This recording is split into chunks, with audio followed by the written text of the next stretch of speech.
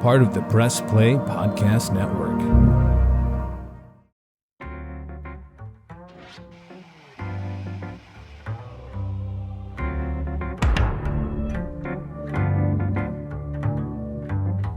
All right, everybody, we are back after a 3-week hiatus. And is it a hiatus? If that's kind of the plan, I don't know, whatever it is. It's Up Next with Adam the Bull, part of the Press Play Podcast Network. Michael with me is always producing today. And my guest is the Cleveland legend, G. Bush in the house. G, how are you, my friend? I'm doing good. On the screen, it says Mary Rose. Yeah, that's my wife's. That's my wife's screen name. She was so gracious to let me crash her computer because mine is a setup. We just moved, so no internet on mine. How do I not know that your wife's name is Mary Rose? Why did I think it was something else? I've lost my mind. Yeah, no, it's been unless she changed it. She don't you call her Rosie? Yeah. This is okay. I'm like, her name is Rosie, but Mary Rose. There you go. Mary Rose, right? Anyway, well, shout out to your wife. All right. And who else do we need to shout out? My butcher today? I don't know. No, shout out only if you got deli meat in the last 24 to 48 hours. I did. I got some this morning. Would you cop? What'd you get? I got some ham. I got American cheese. I had to buy 2 packages of American cheese because I need some for my dog because I got to give him pills. So I put the pills in the American cheese. So I didn't know dogs can eat cheese like that. Well, I hope so because I've been giving them American cheese. I know they can't eat chocolate. Chocolate's bad for dogs. No chocolate. And there's a really my ex-girlfriend one time, she used to have hamsters, right? Yeah. And so she was putting this pine bedding into their hamster cages, right? Yeah. And first of all, I was always making fun of her because they were hamsters, right? I'm like, come on, bro, you got to step your game up to get a dog or a cat dog. You really did. What are you, a 12-year-old? Even a bird. Even a bird. Yeah, something. So she come to find out that the one hamster died. Her name was Pepper, and so the other hamster's name was Callie. And I'm like, she's like, my hamsters keep dying. This is so crazy. Yeah. Come to find out, this special expensive pine that she was putting in there, hamsters are allergic to pine. So she was actually slowly but surely murdering her own hamster. Oh my God! You dated a hamster murderer. Yeah, and my dad being so religious, yeah, he's just such a nice guy. He was like, yeah, I'm gonna help you pray for your hamsters. And I said, under no circumstances will we be praying for the hamsters. Stop that. I said, you listen, you've got way out of bounds. You got way out of bounds. This is unacceptable. Oh my God, not be doing that. That's your dad, man. He's the man. He's awesome. That is so funny. Oh, gosh. G. Bush, of course, is one of my co-hosts, of course, on the Ultimate Cleveland Sports Show. He's got his own show on 92.3 The Fan called The Barbershop, as, of course, you all know, the most popular weekend show in all of Northeast Ohio, maybe in the country. And in fact, he's the only host ever in the history of Cleveland to make the Cleveland Scene top 5 talk show host that was not a weekday host. Yes, that is true. I never thought about that. Yeah. Thank you so much for reminding. That's it. definitely going on a resume or a business card of 100%. He's got a big following on YouTube, a big following. He rips the Browns when they lose games. It's classic. So, which we love doing. But like me, even though most of our life is about sports, you love television just like I do. Love it. You also like to eat just like I do. That's another thing we have in common. Yes, it is. But for today, it's TV. And later, we're going to get to the top 5 political TV shows of all time. At least that's how we see it. But I wanted to start with a show that you and I have talked about a lot, but you just started watching it recently. I want to say in the last month. I was watching it, over the years, and it's over now. But I wanted your perspective because Snowfall is a show that just recently ended on FX. But you just got hip to it recently, and so you've been. Where are you now? Are you in the 3rd season? Yeah, or did you get past that yet? I'm in the. I believe I'm in the 2nd season, going into the 3rd season. But it's but the messed up part about it is I'm one of those guys who on the internet, just so I'm up to date, because what I realized is when you watch certain shows, you're not really absorbing all of it on the first watch. That's definitely true. Yeah. So it's a lot of stuff go over your head, and then you just continue to watch, and you pick up the main things. But like I find that when you go to YouTube and you sit there, and there's guys who break it down, they'll show you the Easter eggs, and they'll say, remember back in season 2 when so and so did this, and so I've been watching some of the spoilers. It doesn't spoil it for me because I like to think through it 4 or 5 different ways. So wait, but you've watched about what's happened, what you haven't seen yet? Oh, that's interesting. So now it gives me. I used to think that was a bad thing, but now it gives me more context because now I can understand what it is, and then I can go back and when I watch it, I'm like, oh, okay, I see what's going on. Or I could say, that's a little off. Like, the way they explained it, that was kind of a that was kind of a red herring, or that was a plot arm or something like that. So I've been watching it, and I'm gonna tell you what, it's good, man. Yeah. Now a lot of people say that the last season drug on a little bit too far. The last season ended up being pretty good. I think it should have ended in 5. I think 5 is the perfect amount of seasons, and they went 6. I think they should have. Not that the last season wasn't good. It was a lot of good parts to it, but I think they probably could have combined seasons 5 and 6 and made it one longer season maybe, but cut out some of the stuff from those last 2 seasons, I think. But overall, it's definitely an A show. Now, now because I have not gone on further, I find myself in the show. I don't know how I feel about the Gustavo storyline. Like, I don't know, I know they're running a parallel, and pretty soon they'll merge them together where Franklin and Gustavo start to do their thing together. But the first, the whole cartel thing, in the beginning of the first season, when they're just trying to figure out, the cartel guys trying to figure out who killed the person. And so to me, I don't know if his storyline is going to be interesting to me past season 3. I will say that I'm not going to tell you how long Gustavo's in it or whatever. I will say I think his character does get stronger as the series goes along. So they develop him a little more. Yeah. Now, here's what I love. The reason I love this show is because it has a lot of context to. I'm a big history guy, so when they're talking about the Contra and they're talking about Oliver North and guys in CIA is flooding the streets of LA with drugs. And then there is a guy named Freeway Ricky Ross who a lot of people believe this is loosely based on. The story of Franklin is based on Rick Ross or Ricky Ross, Ricky Ross. And he was like a drug guy. But the difference between the two dudes, Franklin is really violent. Freeway Ricky Ross basically was not into the violence because he said the violence and that brought bodies. And so real life story, he actually went to jail. I think he was there 20 years and ended up getting out. So he's a real person, real drug dealer. So, well, it's fascinating. I think it's fascinating that this is based on a true story. It's like, if you didn't know that some of this was true, you wouldn't believe it. You'd think it was made up. Like, this couldn't really happen. But yeah, I mean, I don't know. We don't know every last detail, what's true, what's not. But there's certainly nuggets of truth in this show. I also like the fact that I see Teddy's character going through metamorphosis, right? I think on both tracks you see Teddy and Franklin kind of, Franklin comes in as a guy who's a little bit, green. Like the first few seasons, he couldn't take care of no business. He was already hiring somebody. He was getting bullied.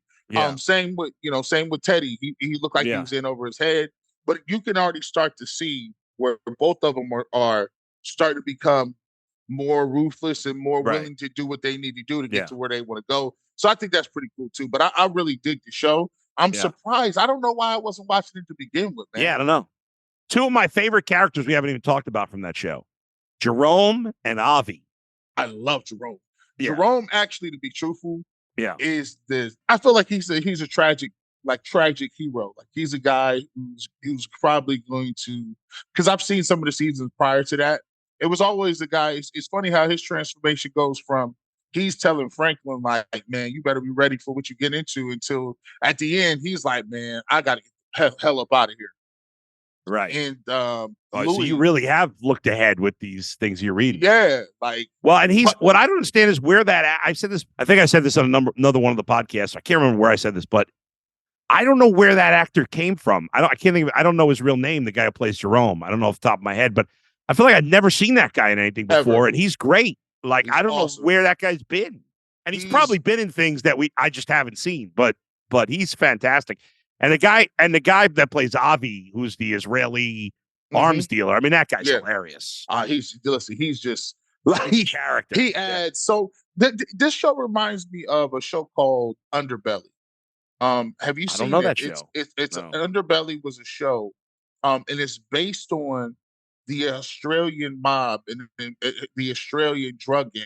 So it's called Underbelly, and it used to be, I want to say, on FX or something. But they show, it's a lot like this, where you get some regular people who get approached to do something like one or two drug deals, and it turns into this whole syndicate where.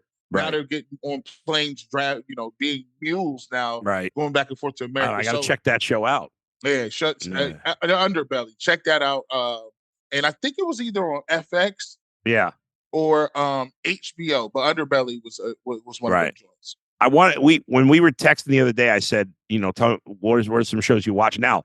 You put The Wire on the list. Are you just watching The Wire now too, or you watched the whole thing? So no, like see, this is another thing.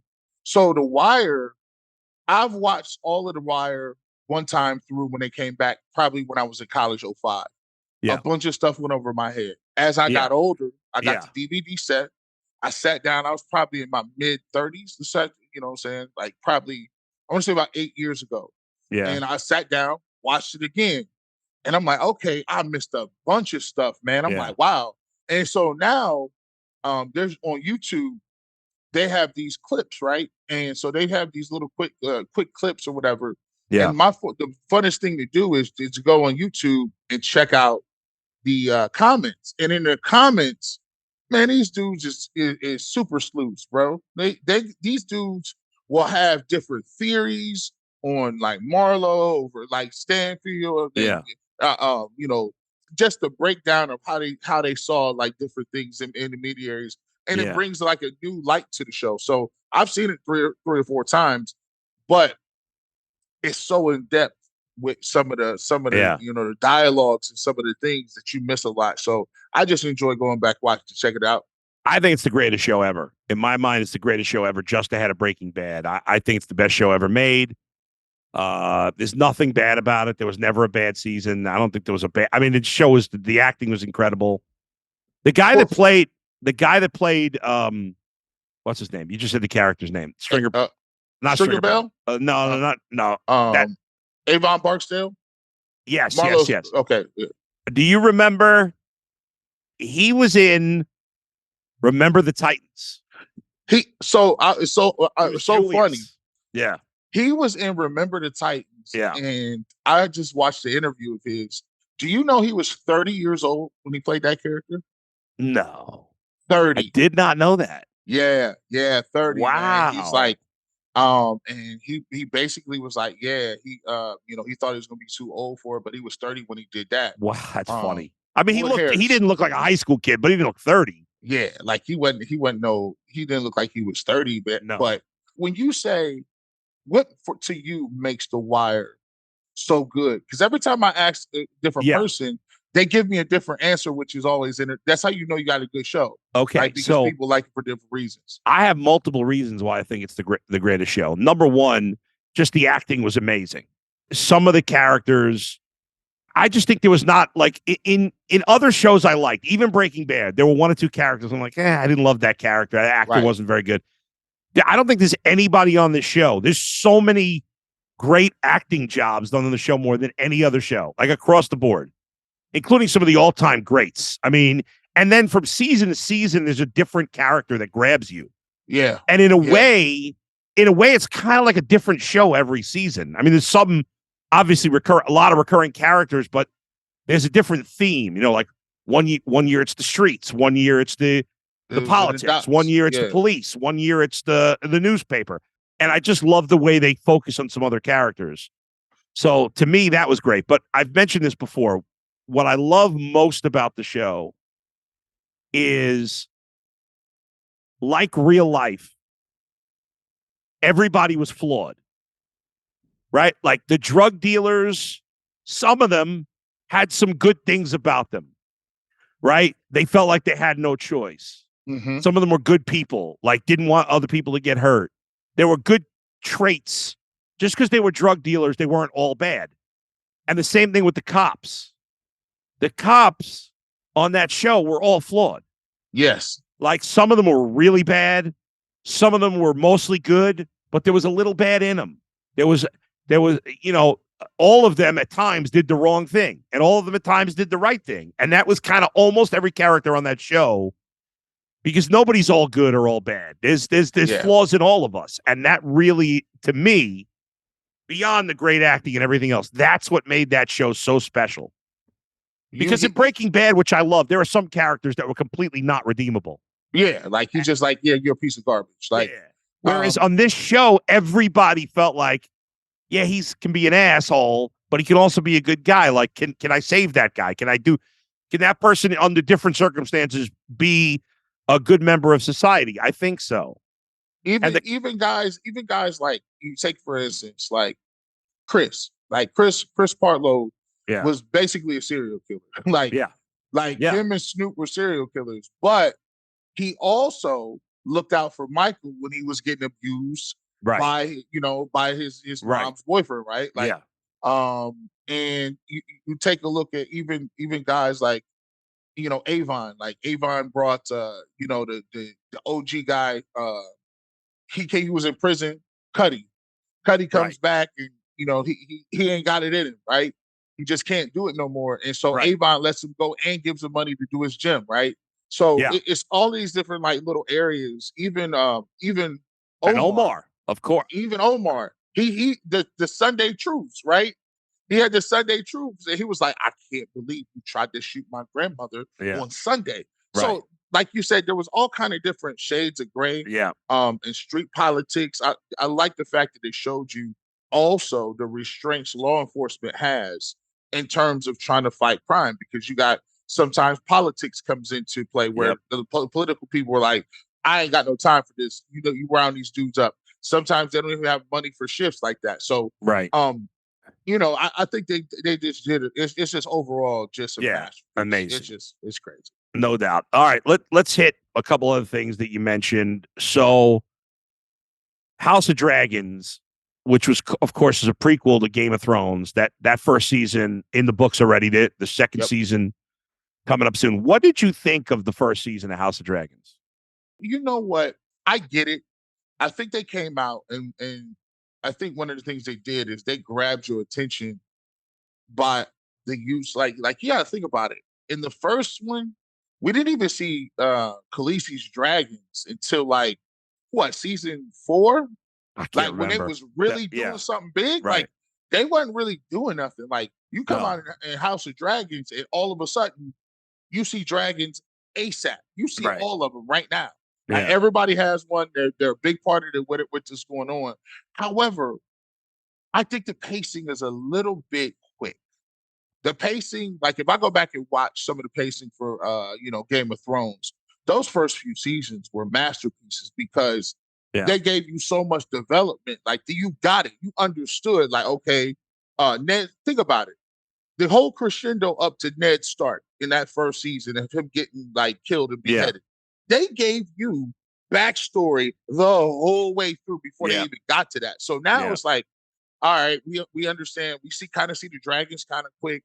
Now you're seeing, they're going to go through the whole situation with the Greens versus the Blacks, and I get it now. They had to like hang out a little bit and shoot it later, because a lot of that CGI stuff costs a lot of money, and they got to redo it. But I think the pacing is a little off, but I still love it. Like I love it. I thought the season was dope, and I like how they kind of portrayed the king. The king actually has some redeeming qualities. I thought they did a really good job of showing him as being a guy who wasn't really competent, but in the end, he really just wanted his family to come together. So I like that too. His brother, what a scumbag! He's awful. and he and think about it. Yeah. How did they like? This is the messed up part about it. Yeah. They legit Game of Thrones is so popular that they let them get away with storylines nobody else should be able to get away with. When you take a look at it, Game of Thrones to me, yeah, when she starts messing around with her uncle and she's kind of young, it was like I was like, okay, I get it, but they was doing a little too much flirting, like they were just it's like creepy. smitten with each other, and I'm like, I don't know how they let them get that off. So, yeah, that was one of the things that I was kind of like, oh, okay, but generally speaking, I think it's going to be a decent rest of the show. Your thoughts on the first season or so? I liked it, but it definitely was not as good as the start of Game of Thrones. I agree with you there. I wonder if there was no Game of Thrones and this was a show on its own, would I like it as much? Mm-hmm. And I'm like, I think I'd stick with it, but it was good, not great to me. Some of the characters, I just the brother was so gross, Damon, and the sons of the what's her name, the girl that marries the king, her sons are awful, and I don't know. Allison. Allison. Right. Yeah. One of her sons is gonna end up being with the other one, with her daughter. Yeah, it's so creepy. It's a lot of creepy stuff. Yeah, a lot of incest. My thought process was, I don't know how. There's certain times when people just kind of take over and able to do what they want. Yeah. And sometimes on Game of Thrones, they just kind of let them do it. And I don't understand that. Like give you a perspective. The High Sparrow in the first Game of Thrones, right? Right. So if I'm Cersei and I give the High Sparrow power, right? How are you going to kidnap the princess, then lock me in a dungeon? Yeah. And the King Tommen is still around. And all you have is these little like cloak guys. I'm like, where's the mountain? Where's your army at? Like, there's certain points in time where you're just like, well, we can't do anything about it. And they just kind of play along. Yeah. That is strange. That's true. Yeah. So maybe it's plot device, but I'll see what the second season look like. I've seen the trailer for Jon Snow, his backstory. So you have? Yeah. Really? I haven't seen that. You haven't seen that trailer? It's pretty cool. I am looking forward. Did you watch the show Justified back in the day? No, I didn't. Because they're doing like a sequel or a spin-off. It's the same character. I don't know. It's a really good show. It's kind of cool. But anyway, I saw the trailer for that. Look good. All right, we're going to take a break. When we come back, G and I will both give you our top 5 political TV shows. They don't have to the whole show doesn't have to be about politics, but at least some of it. That's got to be a key element of the show. So that's coming up next. Up next with Adam the Bull, part of Press Play Pods.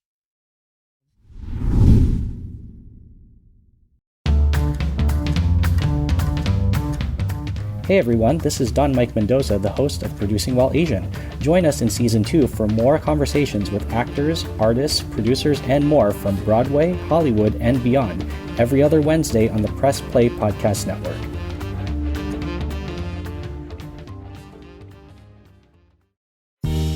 Hello, Brooks here with the Books with Brooks monthly book club podcast. Here's how Books with Brooks works. We read one book a month, and then we talk about it. Classics like Stephen King's The Shining, debut novels like We Are the Brennans by Tracy Lang, and tons of other compelling, life-changing stories, one book and 1 month at a time. So come read along with us, and then listen in.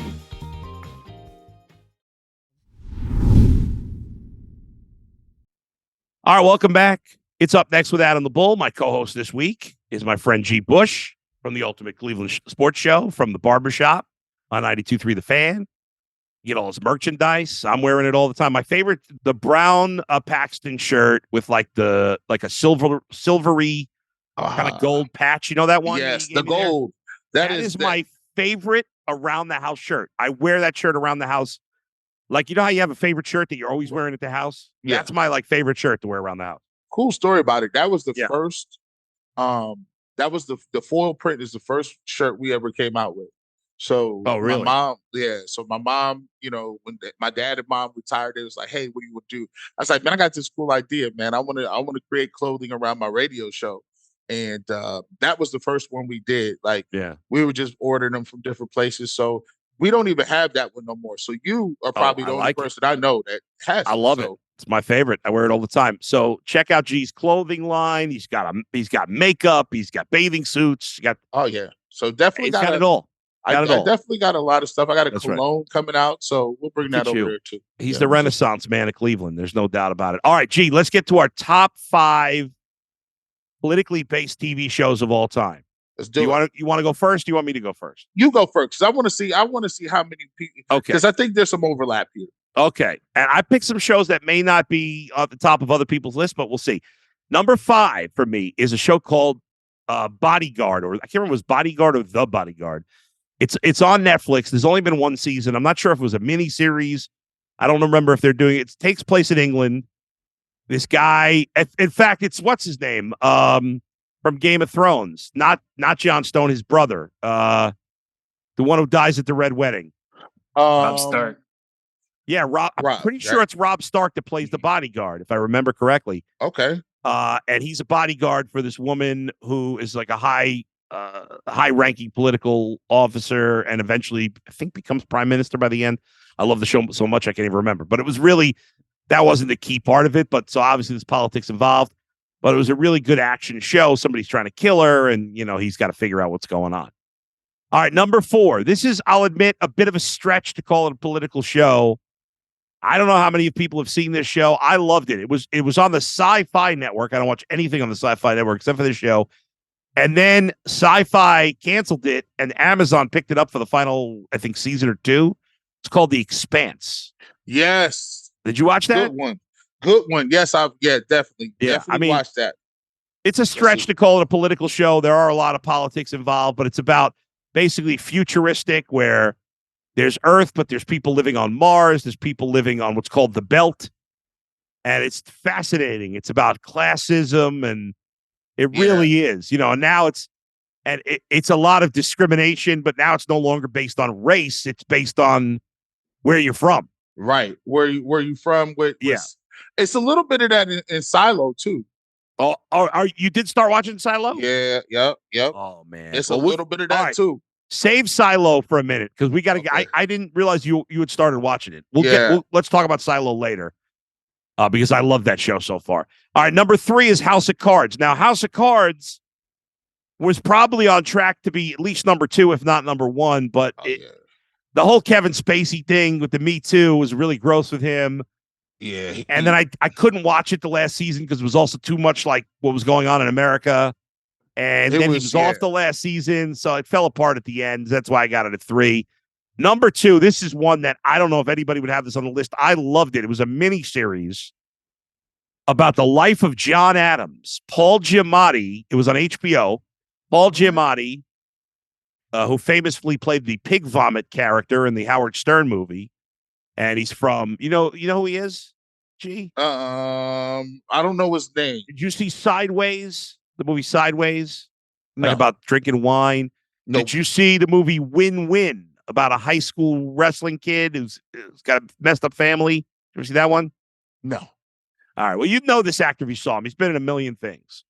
He's a great actor, and he plays John Adams. Mm-hmm. And like, to me, I've always been fascinated by John Adams, who was our second president. Mm-hmm. I feel like Lincoln and George Washington and Thomas Jefferson, they got the most. They get the most run, yeah. But like John Adams was really the guy who pushed to get the Declaration of Independence. John Adams was like in the 1700s was anti-slavery, when that was obviously that was not unheard common. of. He didn't believe in it. He was appalled by it. So I've always really liked John Adams, and I thought the documentary or miniseries was great. And then number 1 to me, the best political-based show of all time, not The West Wing, which I never watched and everybody loves, but Homeland on Showtime. Now, again, that show went a little too long. Like Homeland. Great characters, great actors in that show. Damian Lewis, like a lot of times an actor that good leaves and the show falls apart, but it didn't happen with him. So that's my top 5, G. That's a dope. I like the fact that you got some other things in there that people might not classify as political. That's true. I think my number 5 falls into that line. I got Boardwalk Empire. Interesting. I got Boardwalk Empire. That's a good one. I like the fact that they're talking about Atlantic City and everything that back then when all the immigrants came over and when you're dealing with just so many different melting pots in different places. What happens is it's not only the politicians, but there's street politics involved. You know what I mean? Like from what you can do, what you can't do. Some people don't like selling drugs. Other people say sell drugs. Some people are like, no, we don't sell alcohol. So all these different things. I thought Boardwalk Empire was a really decent show, especially because I think it came out after The Sopranos. Yep. And I thought there was a void in the market, and I think no doubt they did a good job of just filling that. Yep. So I got Boardwalk Empire coming in at 5. Good choice. This is now I like the first few seasons of it. Have you ever watched a show called The Americans? Yeah, it's funny that you say that because I stopped watching it. I loved the first few seasons. Right. And then I kind of got sick of the show and I stopped watching it. I did too. Because I don't know, maybe because we were maybe because Russia was in, during that time we started to hear about Crimea and Russia and different things happening over there. And Vladimir Putin kind of did this 180 turn where it was like everybody thought he was a progressive guy, then he is who he is at this point. So I thought it was good. I thought it in the seasons as it went along, it didn't keep my interest. It was a little bit far-fetched. At the end of the day, it's just y'all two. I mean, I don't know how well you could maneuver in a foreign country. And I always thought about this too. As an African-American person, as a Black guy that's 6'5", I couldn't be in these roles. Can you imagine being Jason Bourne and you're you're 6'5" Black guy and you're supposed to be hanging loose or just blending in Germany or Austria or Russia? No, you couldn't blend in too well. No blending. That's blending. Fair enough. That's a good point. Yeah. All right. So American, I got that at 4. Yeah. So then we come to the, I guess, the heavy hitters. Number 3. I put this in here because to me, it was a lot of politics as far as on the island. And governments were trying to get to it. I was a big Lost fan. Okay. I was a huge Lost fan. They talked about, Charles Whitmore and these different government agencies that wanted to find the island and do the fact that Lost ended the way it did. It just kind of left a little bit of a nasty taste in my mouth because everybody had their theories all right, are they dead? Are they in purgatory? Are they this or that? Right. And the runners were the showrunners were like, no, that's not it. And then we got to the end and basically that was it. That was it. Yeah. That was it. They were in purgatory. So salty about that. Coming in number 2, I got House of Cards. Yeah. And like you said, it could have been the best of the best. Yep. Because if you close your eyes and you look at Claire and Frank Underwood, that is the new age Bill Clinton and Hillary Clinton. We always thought all right, come on, listen, Hillary, you really stayed faithful to the good old Bill. Where's your moves at? And then, the crazy part, this thing about Frank Underwood was when he totally hooked up with his driver, I was confused. I said, when did this come out? Where did this come from? Yeah, that was, it was bizarre. But it was pretty much, it does remind you a lot of what's going on in our political system. Because to me, I believe that there's people that are in House of Representatives, Congress doing the same stuff. Oh yeah, 100%. The first few seasons of that show was amazing, though. It was just, it was epic. And then we talked about a little bit about the number 1 of all time is The Wire. For me, as we mentioned before, it was just so much stuff. I like the fact that they give you some context. Yeah. And they showed you different lights of each and every character. There was no character that was truly either black or white. It was more like gray for everybody. Everybody. And I thought they did a really good job of showing that as far as the politics go. So great list. Yeah, I love that list. Good job out of you. All right, let's take a break. We got 2 more segments. When we come back, we'll bring in Aaron, my son, for the kids report. I know, G, you love a lot of kids stuff. Oh yeah. You could talk it with some of those things with Pokemon with him that I don't know anything about. And then we'll wrap it up because we got to talk about Silo, and I want your take on a show that you've watched that I haven't called Foundation, and whether I should get into that on Apple TV. So we'll get to that at the end. But the kids report with Aaron the Calf is coming up next, right here. Up next with Adam the Bull.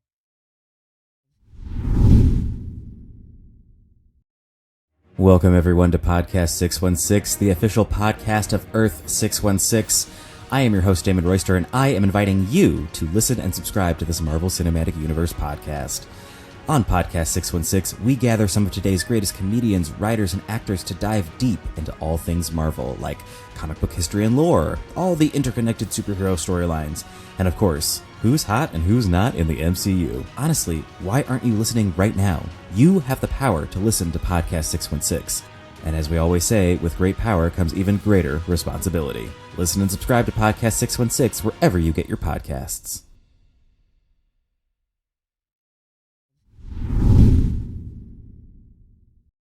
All right, welcome back. It's Up Next with Adam the Bull, and it's now time for the kids report. We bring in my son, Aaron, who's got his panda shirt in honor of G. Bush being on the show today. Yes. We like that little panda love. Beautiful. Paxton the panda action. All right, so there's a new show on Disney Plus. Gee, I don't know if you've seen this. I said to Aaron last week, we got to watch this new show on Disney Plus. I think you're going to like it. He's like, I don't know. What is it? I said, just trust me. It's called American Born Chinese. Yep. Have you guys heard of this? Never heard of that. No. Never. It just came out last week. We watched the first 2 episodes. Aaron, tell us what you think about it. So when I first heard the name American Born Chinese, it sounded like a nonfiction show that I would find completely boring. Then when we saw the picture, I saw an old lady holding a staff. It looked interesting. So we watched the thing, and at the end I said, can we please watch the second episode, please? Because it's like a myth or a legend, like combined with present day or reality. And the action scenes have martial arts like karate, even though that's Japanese. You get the idea. And the characters are really interesting, especially the monkey people, because they have beards. Crazy beards. This is like Planet of the Apes. Well, they're not really. No. They're like half the Planet of the Apes. They're like monkey humans combined. They're like monkey humans. Yeah. So these people are from like another world. Yeah. And they call themselves monkeys, but they don't really look like monkeys to me. I don't know. Monkey-ish. They look monkey-ish. Yeah, they're monkey-ish. We should call them the monkey-ish people. Yeah. And in the beginning of the first episode, they mentioned something about a bull demon. Well, we've met the bull, but we've never actually met the bull demon. We've met the bull. Now, is this a real thing, or is this a different entity, or they're just teasing it like as some big monster? I think it's in the show. It's real, yeah. Yeah, I don't know. We don't know yet. We don't know. We haven't seen it yet. We don't know. I'm pretty sure. It's really good. It's a fun show. It's really good. I love it. The main character is this young like high school student who who's Chinese, obviously, but he was born in America, and he meets this other kid who who's also Chinese. You think he's from China. He's not actually from China. He's from this. But wait, spoiler alert! Spoiler alert! Thank you. He's from like this monkey alternative universe or whatever. But when he's in the school, he looks like a normal human, and so he's like a shapeshifter. Yes, sort of. Yeah, it's pretty cool. I might have to watch this. It's pretty interesting. I'm in finding fantasy. it fun. Yeah, I'm finding it fun. All right, now, okay, so that show's good. We got a good little breakdown there, Aaron. How about you just started watching another kids show, another version of Ninjago. Wait, don't say. Oh, go ahead. Go ahead. Sorry. Okay, so Ninjago is back, and it's not terrible. Wow, It's love it. actually like the classic, great. The old, new, terrible. Never gonna watch it ever again. Never. Awful. Now the new, that's pretty good. That's old crap. That's really good. It's called Lego Ninjago Dragons Rising. So I'm not sure if I'm not sure if you know this, but my dad definitely knows this. I really like zombie apocalypses. Right. So you're into zombie people. Yeah. So this seems very post-apocalyptic to me. Very. So the idea of the show is what happened to them is similar to an idea I had for something I came up with, a story or something, where a bunch of realms collide and then all the people there start living in the same universe or dimension or whatever. And Spinjitzu is this magical thing that all the people, like in the main characters in Ninjago, learn, and they use it to fight rando bad guys. And they always had this old guy who taught them because he had a really big beard, so you can call him old. Big beard means old. It means you're old, yeah. Apparently. All right, so you like this show? It gets a double thumbs up, right? Yes, and one kid learned Spinjitzu in like 3 days without the old beard. The older bearded guy. Aaron, finally, go ahead. That reminds me of a show called Ronin Warriors. And if you haven't seen this, a Japanese anime, Ronin Warriors is, they kind of have like the dark realm mixed with the light realm. And what happens is pretty much this dark realm takes over the regular realm, and it's always raining and it's always dark. And so they're fighting these these different like samurai ninjas with all these armors on, and it's raining, and it's kind of crazy because it's really spooky. Like, because there's all the people are like gone. Like they got them and moved them to another realm. But it's a really good, if you want to go back and watch a Japanese anime that's kind of cool, that with some of those themes, it's called Ronin Warrior. Yeah. Aaron watches what do you call it? Pokemon, which is anime. I can't stand it though. I watch Beyblade. I just can't. I don't like it. Oh, so you're not a Beyblade fan, right? No. I mean, I like the actual toy. Right. And I like Pokemon. I like the Pokemon TV show, but I just can't stand the Beyblade TV show. I just don't. Are you a Yu-Gi-Oh fan? I have not seen that. Oh, you gotta check Yu-Gi-Oh. If you're into it's almost. Have you played D&D before? No, I have not. Well, listen. When you get like Yu-Gi-Oh is a card game where you play turn-based card games, and it kind of coincides with the, I guess, cartoon, but real people play it outside of the cartoon. Like you can play it, you can get a deck of cards. I think I've heard of it. I've seen the cartoon before. Yeah. Aaron, good job out of you, buddy. That's excellent work. That's the Kids Report. Thanks for joining us. Appreciate it. See you next time. Okay. Later, buddy. Adios. All right. We're going to take a break. When we come back, our final segment, G and I talk about 2 shows from Apple TV. One that maybe he'll talk me into watching called Foundation, which I started the first episode and then I went away from it and I haven't gone back yet, but maybe I will. And the other one's called The Silo, a show we're both watching. And we'll talk to you about those 2 shows coming up next to wrap things up on Up Next with Adam the Bull, part of Press Play Pods. All right, we are back. It's time for the final segment, G. Our final 2 shows here. Tell me about Foundation, because I started it, watched like the first 10 minutes. I've never gone back. It looks interesting. I think I saw there's a second season about to come out. Did you watch the whole first season yet? Yeah. And should I get locked into this? So I like it. So it's just basically another Galactic Empire space opera. Right. And it's called The Foundation. And there's a guy named Harry Seldon, who is basically, I think he's the main theme or the main protagonist in it. but he's a scientist who he calls it psychohistory. And so basically it's this concept or this theory, or it's almost like a science that can predict the future based on math, history, and psychology. Right. So he can. Yeah. So he teaches throughout the empire. Right. And what he does is he actually predicts that the empire is going to fall. Right. And so he said the empire is going to fall, and the emperor at the time obviously doesn't like this because he rules with an iron fist, and you don't want people to be messing around talking about, oh, your empire is going to collapse in such and such day, and it's like he's being a heretic at this point in his opinion. So the coolest part about it is that they mix a lot of like elements of like Dune. If you've ever seen Dune, I love the old school. Yeah, the old school. Yeah, I like the new movie, that first movie. That was good. I like it too. Yeah, I like it. If you've watched Dune, so say for instance the Bene Gesserit, right? They use these part magic, part manipulation of genes, and part like plant religion and doctrine into different places to manipulate the people.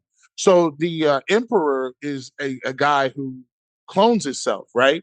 So there's a cool saga where the emperor is called Day. So as I am the emperor, I'm ruling now, and you have a period of time where you can rule, and you're called Brother Day. Right. Then there's another clone of you who used to be the emperor. His name is Brother Dusk. So Dusk is your older version of you, who's a clone. Yeah. They're perfectly cloned, and he's more like the advisor. He's the advisor to Brother Day. Dusk is the wisdom guy. And then there's a person who's cloned, and they call him Dawn, Brother Dawn. So he's the youngest version, and he is learning from Brother Day and Brother Dusk about how to become the emperor. So they all live at the same time, and their premise is this galactic empire is based on all those three different people. And of course, people don't like it. They're like, this is crazy. Like we need to find out a way to overthrow these guys. But I think it's done intelligently because there's a lot of philosophical reasons. There's a lot of philosophical things about why is life self-determined, or is there ways that you can go around it? I think they do a really good job. That's the most interesting part. Right. During the whole thing, they're telling their story in different tracks. One of the other tracks tells the life and the story of people out in the outer post. Right. Those people are doing their thing, and they're kind of off to their side. And so there's a whole plot with how are they going to overthrow the government? What are they going to do? There's other threats from outside. To me, it was really good. I do think there is a couple dry spots. I find myself really not caring about the outpost people. Like I really find myself like kind of in the whole think of it as if Dawn, Dusk, and Day are Game of Thrones. So they're playing a Game of Thrones with people trying to assassinate them, everything, and they're just getting retribution on all these people. So that's the most interesting part to me, right? Okay. The other stuff's a little slower. The other stuff is a little slower, but it is only the first season. If you're a big fan of world building, if you like some of the stuff on Star Trek, if you like some of the stuff on Dune, if you're a fan of some of the better parts of Game of Thrones, how they build the world, I think it's worth giving it a watch. I will say that if they don't do something in the second season to kind of speed the pace up a little bit, I don't know if I will continue to watch in this season 3. But it's worth giving it the first season. And if you watch the first season, and you don't like it, you can just drop that's true. Our last thing we want to hit on is Silo, a show both of us are watching on Apple TV. Mm-hmm. I am just obsessed with this show right now. I think it's fascinating, without giving too much away to people who may not have started watching it, that like the people you thought were the main characters to start the show may not stay the main character. Out of here. I mean, and maybe they'll come back, maybe they won't. I don't know what's going on, but it's a fascinating futuristic show. It's futuristic, but in a lot of ways it feels old. Because there's not a lot of modern technology really involved. It's a really fascinating show with some actors that aren't huge actors, like Tim Robbins is in it. Mm-hmm. But it's really well done. I'm curious to see where it's going to end up, but I'm finding it really fascinating. They better stop. All I know is y'all better stop going outside. Yeah, right. And what's so funny? It's like there's only one rule, right? And it's the funniest rule ever. That if you mention that you want to go outside, you out. You got to go outside. That's it. That's the and the assumption is that everybody that goes outside dies. Yes. This is this is a silo somewhere on Earth. We have no idea where it is, and people can't go outside. They don't. At least they're being told they can't go outside. We don't know yet. And we don't know why. What happened? Yeah. Who did it? None of it. How many years? None of that. We just people don't know. Get murdered left and right. By the way, the guy. Speaking of, we mentioned a character from Remember the Titans before, Julius. Mm-hmm. Did you realize that the guy who was the deputy, the older white dude, he was the white coach from Remember the Titans? You know what? He sure was. Right? I did not even you know how it's funny when you switch up a genre and you switch a genre, you'll completely forget that somebody did some other work. That's completely what that was. That's crazy, man. Yeah. And he's so much older now. He looks so much older, but I was like, where have I seen this guy? And they're like, that's right. He was the white coach and Remember the Titans. Yeah. Yep. That is crazy, man. I'm thinking about that all the time now. Yeah. I love how what I like about Silo is once again, we talk about class systems, right? Oh yeah. 100%. Yeah. And now it's a lot of parallels to what we do today. It's almost a war on truth, right? So, do you, question what somebody's telling you? Right. Or do you research it yourself? And at what point do you just say, it is what it is and put your head down and go to work? That's right. There's a lot of people who, after a certain amount of time, you're just told this is what it is. And I think it's to your point of classism. I think at least I hope it's purposely sending a message of how stupid it is, right, to dislike someone for their race or religion or whatever, because it's like, well, we don't like the people that live on the bottom of the silo. Right. There's no reason. There's no real reason. They just happen to be on the bottom of the silo, and it's stupid. Just like any other reason to hate somebody. And there's no moving up. I was born here. So I'm going to do the grunt work, and that's what it is. And then so you get, and so it also is a commentary on tribalism, right? Yes. Where it's, the bottom people are for the bottom people. The top people, we are completely against, even though that they're living in this environment where each one of those individuals counts on the other individual to live and coincide. So it's it's a really great commentary on what we do now. Yeah. We look at people, we look down on people who are, just nurses or guys that, collect garbage or sanitation department. But guess what? When we were in the pandemic, that it just showed you how important those jobs were. And we found out that, hey, my job and your job, if that trash ain't getting picked up, those are the really important people, right? So I think that the show does a good job of that. And I'm just waiting to see. And it also is a commentary on people when you limit transparency, right? When you've been in a place for so long and you just don't know why you can't do something, right? Or they put these roadblocks. Society always has a way of revolting, doing different things, rioting, doing it. So I that's coming. Cool that's coming. I mean, that's coming, right? It's like one person has decided, well, we got to make these decisions that's best for everybody, when they really have no right to say that. It's a fascinating show. Anyway, everybody check it out. G, my friend, pleasure. You did a great job. Thank you for joining me today. I appreciate it. Anytime, man. And I'll see you tomorrow. Michael, great stuff as always, producing today. Thanks to everybody for checking this podcast out. Make sure you check out the Ultimate Cleveland Sports Show with G and I and others. on YouTube every weekday from 11 to 1. Check out G in the Barbershop on 92.3 The Fan. And that's it. We'll talk to you next time on Up Next with Adam the Bull, part of Press Play Pod. See ya.